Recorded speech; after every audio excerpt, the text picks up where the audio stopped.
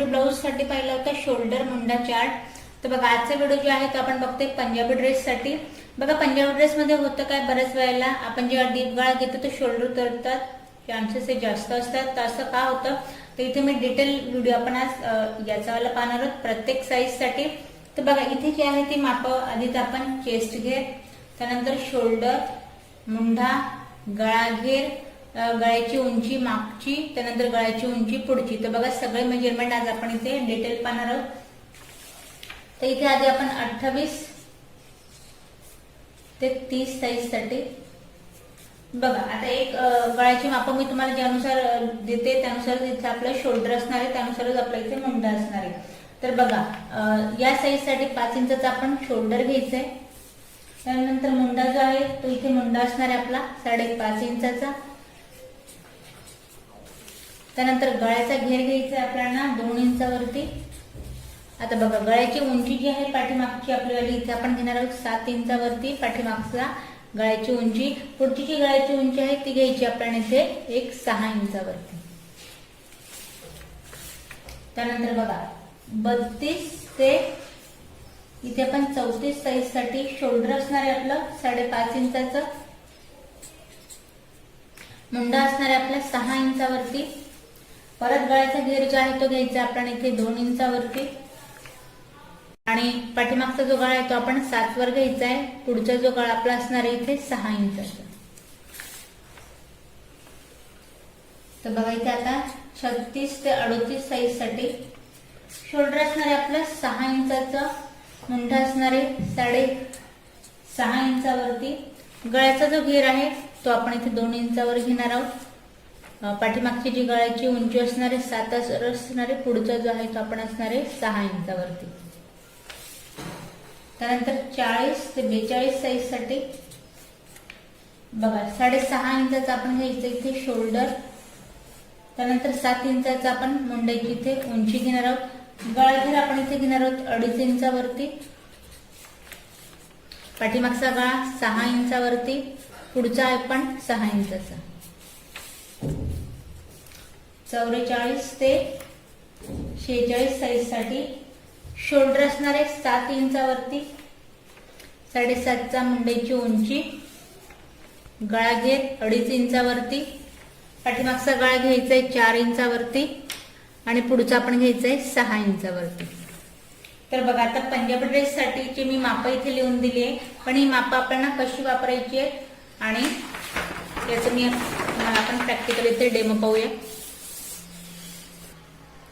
तर बघा आता आपल्याला इथे पंजाबी ड्रेस मध्ये डीप गळा हवाय. हे जे मी तुम्हाला मेजरमेंट दिलंय नॉर्मल नेक पर्यंत इथे दिले, आपण या पद्धतीने इथे कटिंग करू शकतो.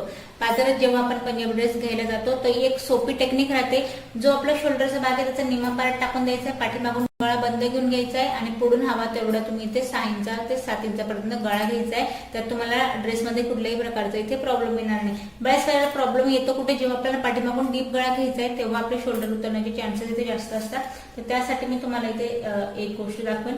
बघा डीप गळा हवाय आणि आपण आता इथे शोल्डर घेते मी 5 इंचावरती. बघा यात तुम्हाला बिग साईज असेल नॉर्मल साईज असेल तर शोल्डर साठी मेजरमेंट सेम घ्यायचंय आणि मुंड्याची फक्त इथे उंची बघा. जर तुमचं 34च्या आत असेल तर तुम्ही 6 इथे मुंड्याची उंची घ्या. त्याच्या पुढे असेल तर मग 7 घ्या. तर मी इथे 7 वरती घेतेय.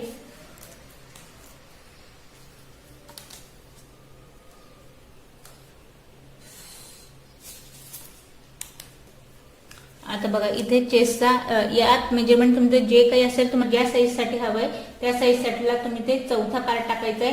सपोज आता 36 साईज साठी आहे किंवा मग 40 साईज साठी असेल. सपोज आता इथे 40 साईज साठी तर मी 10 घेतेय आणि यात 1.5 इंचाची आपण मार्जिन घेतोय.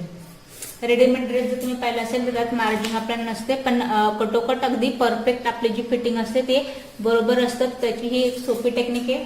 हे बघा हे झाल्यानंतर बिग साईज साठी असेल तर मुंड्याचा जो घेराचा पार्ट आहे तो आपल्याला 2 इंचापर्यंत द्यायचा. इथे बिग साईजचं घेतलं मी 40चं, त्यामुळे 2 इंचावरती पाठीमागचा जो आहे तो मी इथे गोलाई दिली आहे. पाठीमागच्या पार्टची बिग गळा घेते म्हणून पाठीमागचा पार्ट मी इथे तुम्हाला दाखवते. त्यानंतर बघा आता गळ्याचा जो घेर आहे तो मी इथे 1.5 इंचावरती घेते.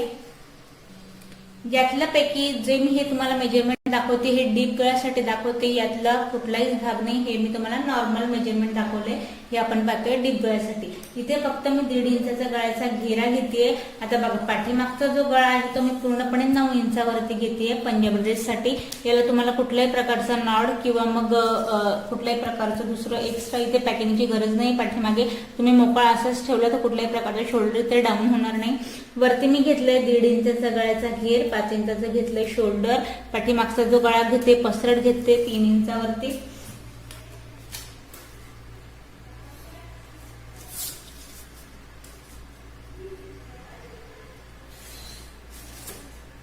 आणि या प्रकारे हवा तसं तुम्ही इथे डिझाईन मध्ये पाठीमागचा गळा घेऊ शकता। तर बघा इथे मी पानगळा घेतलाय, यापेक्षाही हा खाली गेलाय, पण शोल्डर आपण जेवढं कमी घेतलंय त्यामुळे डाऊन होण्याचे चान्सेस इथे कुठेच नाही। तर बघा हे झाल्यानंतर आता पूर्ण इथे आपण आकार पाहायचा आहे, म्हणून मग मी पूर्ण ड्रॉ करून देते। या पॉइंट पासून 7 इंचावरती आपल्याला परत कमर घेर टाकायचंय, कमर घेरचं मेजरमेंट टाकायचंय 7 इंचावरती। आता बघा 40 इंचाचे चेस्ट घेर आहे, 36चा कमर घेर आपण घेऊया, त्याचा 9 चौथा पार्ट टाकलाय, 1.5 इंचाची परत मार्जिन। परत या पॉइंट पासून 7 इंचाचं मेजरमेंट घ्यायचंय आणि या पॉइंटला आपल्याला सीट घेरचं मेजरमेंट टाकायचंय, 10.5 प्लस 1.5 इंच याच्यात मार्जिन। जो चौथा पार्ट आहे तो या पॉइंटला टाकायचा आहे, मार्जिन 1.5 इंचची ठेवायची आहे। फिक्स वाले पॉइंट कधीच मॅच करायचे नाही, फक्त एक्स्ट्रा वाला जो पॉइंट आहे तो आपल्याला मॅच करायचा आहे।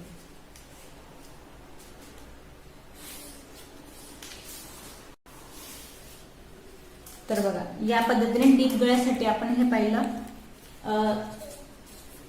डीप गळ्यासाठी बघा होतं काय, बऱ्याच वेळेला पाठीमागून जर पॅक राहिला तर मग ड्रेसमध्ये कुठल्याही प्रकारचा तुम्हाला प्रॉब्लेम येणार नाही।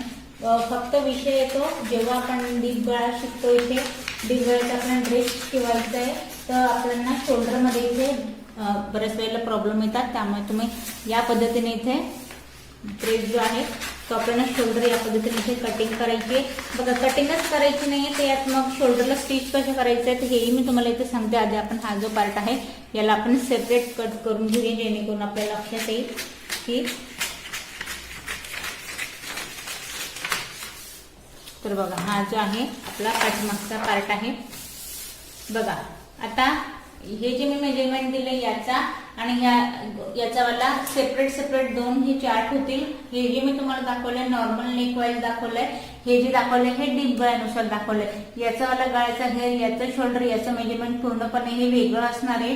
जर तुम्ही 28 ते 30 साईज साठी तुम्हाला या पद्धतीने घ्यायचं तर मग तुम्हाला 4.5 5 एवढ्यानुसार शोल्डर घ्यायचं आणि डीप गळा घ्यायचा। आता बघा यात डाऊन करताना आपल्याला शोल्डर जे आहे ते मुंड्याच्या साईडने 1/2 इंच तिरकसं डाऊन करायचं, शिलाई या पद्धतीने जायची।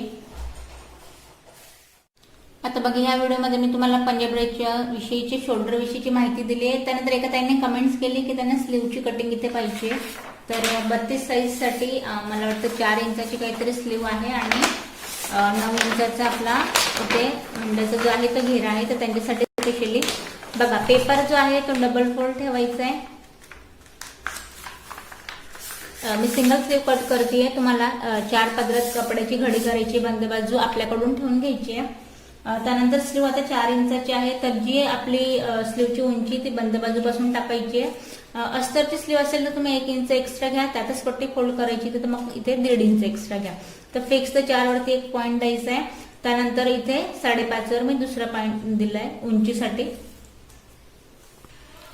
तर 9 इंचाचा दंडगेर आहे, तर 4.5 वरती त्याचा निम्मा पार्ट टाकलाय 9चा, 4.5 वरती एक पॉईंट द्यायचा आहे, 1.5 इंचाची परत इथे मार्जिंग द्यायची। तर बघा मार्जिंग दिल्यानंतर आता या पॉइंट पासून वरती एक पाकीतला मेजरमेंट टाकायचं आहे 2.5 इंचावरती आणि तिरकस जी मुंड्याची गोलाई आहे चेस्ट वाईज 32 इंचचा चेस्ट घेर आहे, त्याची जी गोलाई आहे ती एक 7.5 इंचावरती येईल। तर तिरकसचं मेजरमेंट 7.5 वरती टाकायचं आहे आणि परत यात घ्यायची आपली 1.5 इंचाची मार्जिन। तर मेजरमेंट टाकल्यानंतर वरून 1 इंचाचा गॅप घ्यायचा आहे आणि हलकीशी आपल्याला स्लीवचा जो आहे तो आकार देऊन घ्यायचा आहे।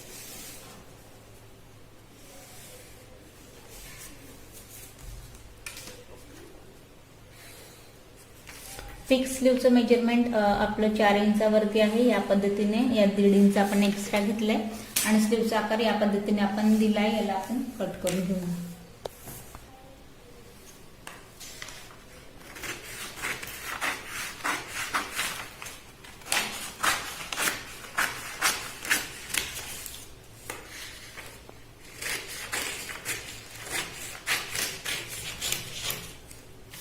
बघा दोघे स्लीव जे आहे ते आपल्याला मोकळ्या करायचे आहेत.